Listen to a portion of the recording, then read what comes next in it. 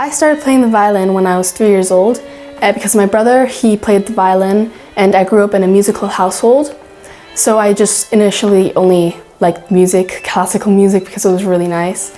And once I started getting older, I started winning more competitions and performing, and that's when I realized I really liked to play the violin. So then I wanted to do it professionally, not just as a hobby.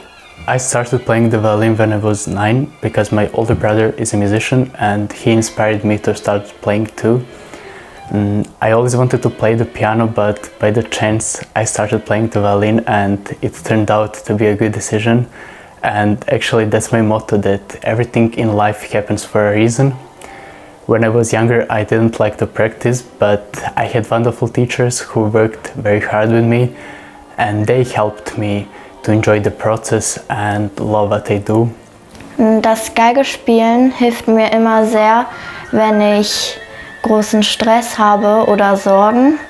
Denn wenn ich anfange zu spielen und den Klang höre, gibt mir das sehr viel Entlastung und ich kann meine Sorgen sehr leicht vergessen. Und zudem gibt der Klang mir auch sehr viel Hoffnung. Of course, every field of art creates opportunities to convey feelings and thoughts, but music is the best way I can do that. So, the best thing I like about being a violinist or being a musician is I can convey my thoughts and feelings to the audience better than the way I can while talking. My daily motivation, I would say, is that everything happens for a reason. Because I like to look at the path to success on a different perspective. For example, imagine you're climbing a mountain. It's not always going to be straight and it's not always going to be smooth. You know, there's going to be some bumps, some lumps, some falls. But when you look from afar, the mountain is always going up and you're climbing up. So it's like practicing and going to a success, you know.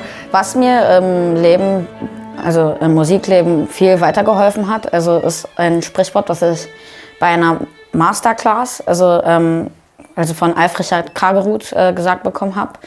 Und das Sprichwort, also ist kein Sprichwort, aber es sind 60 Gramm, 60 Gramm Bogen. Damit ist einfach gemeint, dass man nicht irgendwie auf den Bogen drückt irgendwie und die Geige irgendwie erdrückt und ihr irgendwie schreit, hey, spiel gut, sondern ihr sagt, spiel schön, bitte für mich. Also, dass man einfach nur den Bogen führt. A great memory that I still always have in my head is that when I was 9, I just turned 9, and a Korean TV show called SBS casted me and my brother to film us daily, what we do and what we play. And the second time we filmed it, we went to Korea, and it was so beautiful, and they just filmed everything. We went to our grandma and grandpa's house, and then we got to play in this beautiful hall, and then everyone was there that we knew, and it was just amazing. So that's a great memory, I know. I think in order to be a good musician in these times, I should not just play the violin or make music, but I should also be a good human first and also know other fields of art. For example, I love philosophy and I like writing critical reviews about the books and poems that I read. And also I try to find connections with what I read and what I play.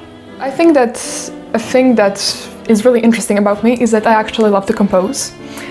Recently, I started loving it even more than earlier. Maybe it's because I'm more mature, but I have a really precise, perfect pitch, so it just comes naturally to me. And I just love the idea of putting my emotions and my storyline and in general myself into a piece. I just think that it's quite impressive and it's kind of therapeutic to me.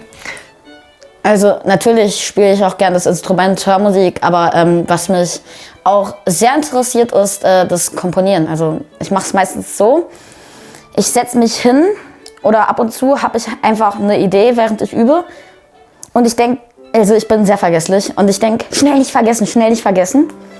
Ich hole mein Handy, nimm's auf und versuche dann daraus irgendwas zu machen, es irgendwie in ein Stück zu schneiden.